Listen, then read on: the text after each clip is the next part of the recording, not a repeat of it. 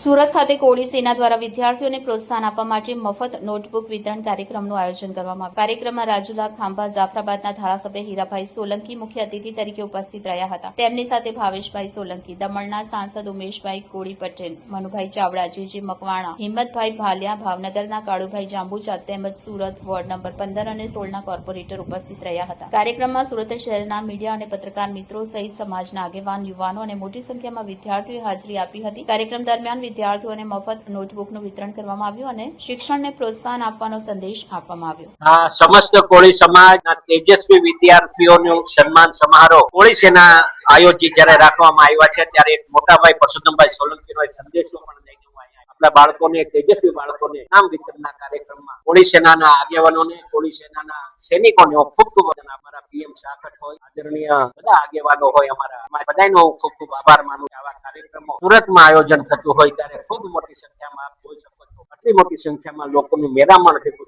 હોય, બાળકોને પ્રોત્સાહન ભાગે નોટબુકોનું વિતરણ કર્યા હોય, બેગનું કર્યું હોય, પેન આપી હોય, મહાભારતની પુસ્તક આપી હોય, આવી બધું આયોજન થયું છે ત્યારે હું કોળી સેનાના આગેવાનોનો ખૂબ ખૂબ આભાર માનું છું અને આવા કાર્યક્રમો હંમેશા માટે થતા રહે એવી સંદેશો આપવામાં. ખાસ કરીને યુવાનોને શું સંદેશો? બસ યુવાનોને આટલો સંદેશો છે મારો કે આપ કુવ્યસનોથી દૂર રહે અને આપણો પરિવાર સાથે એક થઈને જે લોકો અહીંયા લડવા માટે આવ્યા છે ખોટા ખર્ચા બંધ કરે, કુવ્યસનોથી દૂર રહે